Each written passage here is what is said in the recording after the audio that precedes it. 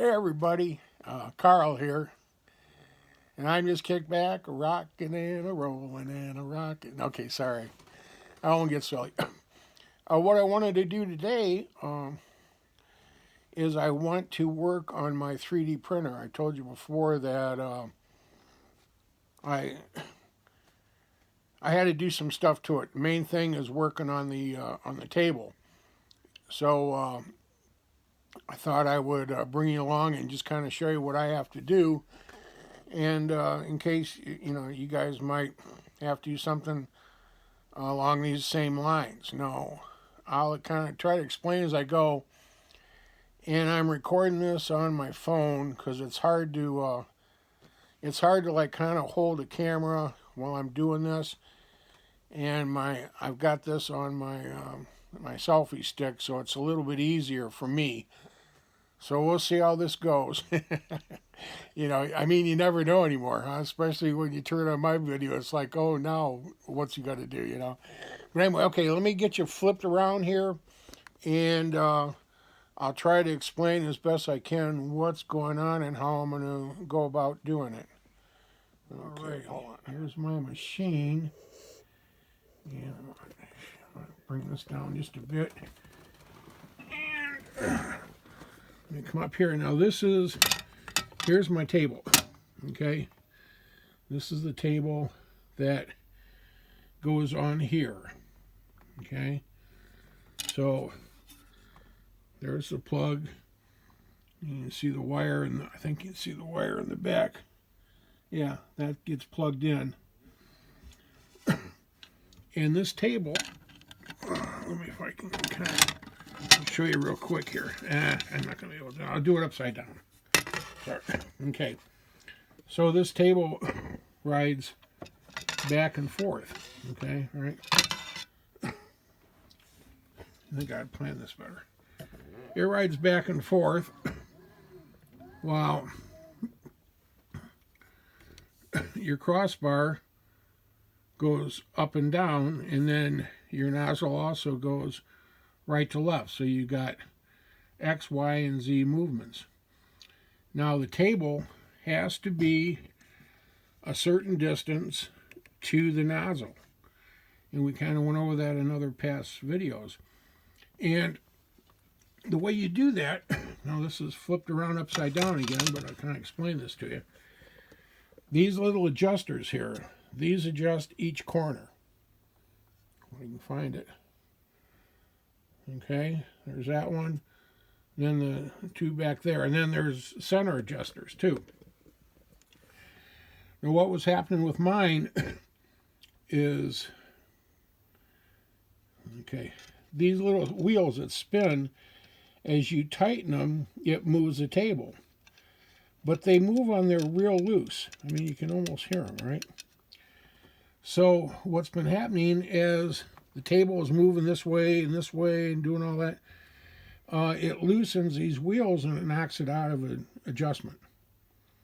So what I want to do, and this is an idea that I kind of thought of, and when our good buddy Ron C. had mentioned it, said about why not trying to use some shrink wrap and just put it on the put it on the end like that and see how that works. And at first I thought, well, yeah, I thought of that too, but how's that going to work? But I'll tell you what, it actually is starting to make sense to me, because you don't need nothing real tight. You just need something that'll act as a buffer. So I'm going to give that a try. Now what I've done, if you notice, I got these little areas that I took some hot glue, and I just put, just a little dab on there. And what I'm going to do is, because when I flip this upside down to put this on, I want those springs to stay in place while I get them in position. Now the last thing I want to mention while I'm doing this, this is the new table mat. I got it from Longer. I ordered it from them, and because the old one had a it had a hole. Let me show you. Because I didn't have them adjusted right when I was taking things apart. I ripped a hole in the center about right there. And it kind of worked. But I thought, you know what? I think I'd rather just, now that I know a little bit more, the mat costs like $10 and it's made for this heated table. So I'm just going to go for it. So let me, first thing I want to do is I'm going to put this mat on the top of the table. Now, I got to peel the back off, and then I got to put it on this area here. Okay, so let me do that, and I'll come back after I've peeled the back and set it on and got it nice and flat, hopefully. Okay, guys. Okay. It looks like I successfully got the mat on the table, and I got a piece of paper. I'm going to show you what we're going to use that for in a second. I got the so I'm trying to get this so we can see it. Okay, I got the springs that the glue worked to hold it on, and I've got the spin controllers on, all four. Now what I need to do, I'm just kind of trying to explain this, is I'm going to use, this is a gauge, okay? If any of you guys have ever set points, or, you know, in a car or an engine where you use a feeler gauge, we used to use a piece of paper, you know, that was the size of what you'd need, and, you know, you'd run it through, and you'd get a little slight bit of tension, and that was right. And on this one, if you put the paper on between the nozzle and the table, and you get that paper just to barely grab, you're good to go. So that's gonna be the next step, and I want to show you that. So give me a second here. Okay.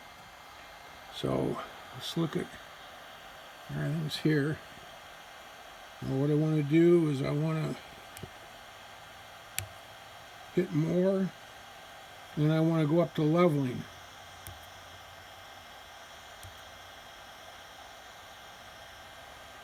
Okay, we're going to do the first corner over here, and I'm going to show you what we're talking about.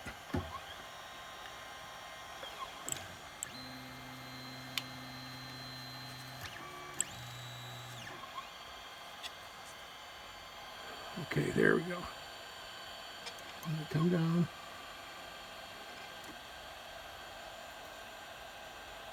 Okay. That paper's hard to get out. It's grabbing it pretty hard, so I'm gonna come under here, and we'll bring it down a little bit. Come back to here. Now see, it's barely grabbing. See if I can get that just a little bit more refined. Yeah, I like that. Okay, so let's wait a moment.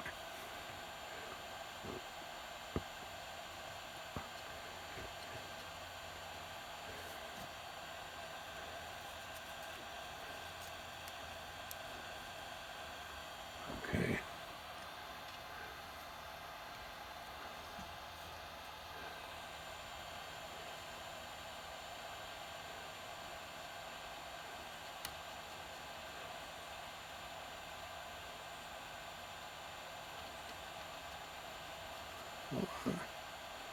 Okay.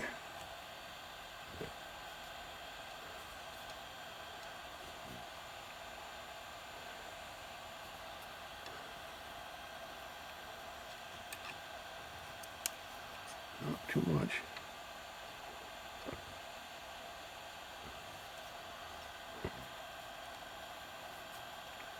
Okay, we're going to go with that one. That one's good.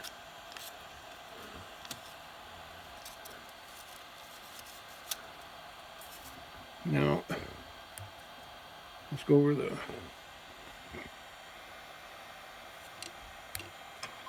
go to the next one.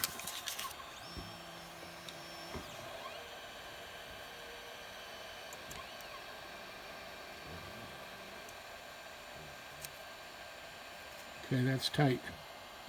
So let's loosen that one up a bit. Or tighten it, I should say. If you tighten it, it makes the table further away because it pulls it down. That's still too tight.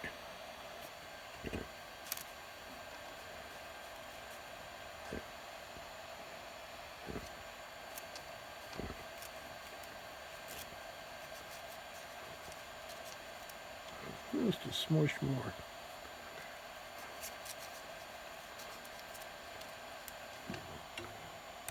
Just one more time.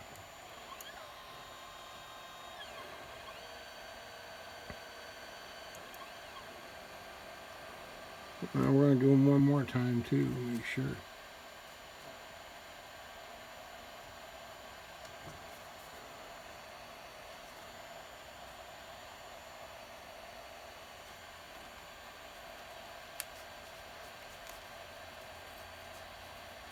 Yeah, I can feel it just grabbing. Okay, we're going to go good with that one. So now we're going to go to the far corner.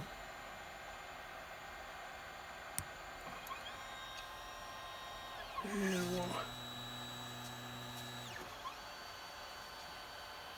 we'll get it back there. And same thing. And that one's real tight, so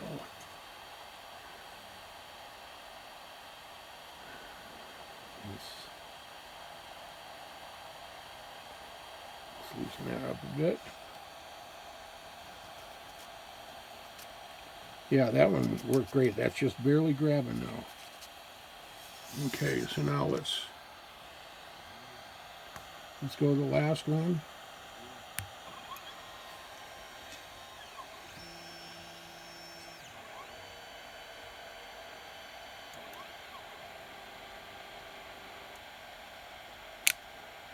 Yeah, that one's tight too, so let me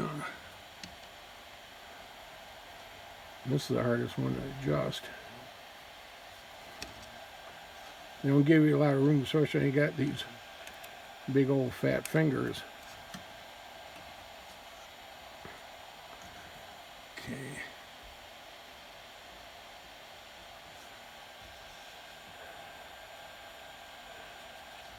About too loose. Let's back up just a bit. Got it. Okay. Now the last one, let's kind of go in the center and let's see how they feel.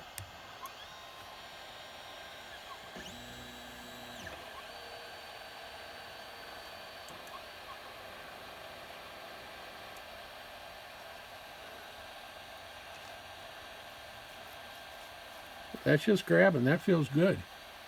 Okay, I think we're going to go with those.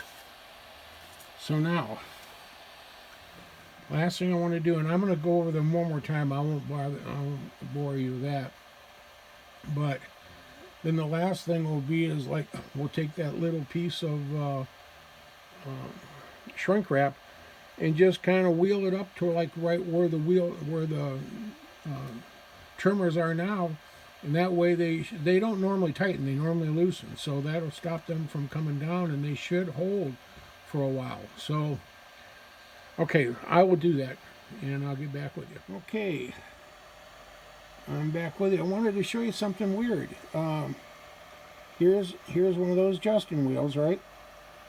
And I'm looking underneath, and there isn't any thread sticking out. So I can't put anything on it to tighten it. So I'm thinking I'm gonna have to go with what we have, and if that doesn't work, I'm gonna pull the wheels off and I'm gonna rough them up. So when it's turning against this bracket here, let's see if I can get that there. When this is turning against that bracket up there and rubbing, it's going to be rubbing on something rough. So hopefully the spring tension will keep it tight. The best thing I can do now is just I'll give it a run and see what happens. Now this is probably boring for a lot of you, and I understand that. Like when I didn't, before I had a 3D printer, I wasn't really watching a lot of stuff on it because, it didn't have anything to do with what I was doing. But this is one of those things that you might have to go through. I mean, it isn't. We think of printers. We hook up our Canon and plug it in and put paper in, and we start printing, and we don't have to screw with it till we have to add ink. These things, because there's so many mechanical things going on, at times you have to maybe adjust something or do something here. This is a good example. So I thought, you know what, why not share? To some of you, I know you're probably just going to go, well, I'll wait till his next video. And I don't blame you. And other people might find this interesting and say, you know what, if I get a printer, I'll come back and check this out. And other people that have a printer, especially if you have a longer LK4, this is right up your alley. So either way, I just want to say thank you, everybody. Give me a second here. I just wanted to bring this to you. I thought it'd be interesting. I've got a couple other things that are going on. I got the lawnmowers running. I got some tweaks I got to do on that, but I cut the yard actually. Now I've got my trimmer, my Craftsman actually, that I had for years and years, and I didn't use it for a long time. Thank goodness when I put it up, I didn't put fuel in it, and I drained the fuel and I oiled everything. So right now I'm working on it. I have to replace a couple small tubes. The area that where you pump the pressure in, so you get fuel going. Those little tubes, they gave up the ghost. They turned into brittle city and fell apart. And they're such a small little tube.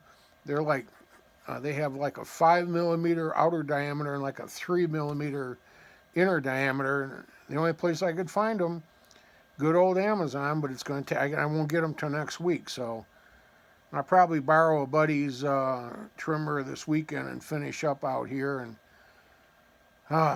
it never ends, as you all know. So, but that's where I'm at. Now, then, next thing I might go over is either I'll be back in the workshop and we'll be getting something ready there, or down the road, I don't know when, but I want to, I want for us to take a look at my 1851 Navy Colt cap and ball revolver that I got.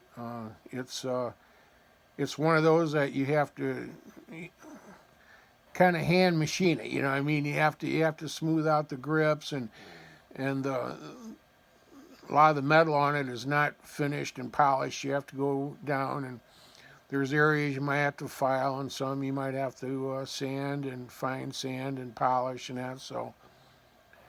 But I thought while I was doing that, it might be interesting for you to check out and see how those things are put together. It's pretty cool gun. Anyway, so that's where we're at. Thanks so much for spending time with me and keep me company while I was working on the printer. And I hope to be seeing you again real soon. You guys are the best. You are the best.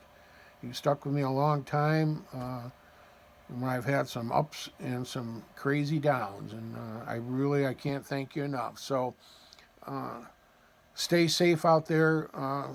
Be good to everybody, because we got to go through this together, and I'm going to see you guys real soon. Goodbye now. Here's a little epilogue on this. It's printing really good, so I'm real happy about that. Like I said, I'll give you a final report. I'll give you maybe a quickie follow-up video after this. Okay. Thanks again, guys. Bye.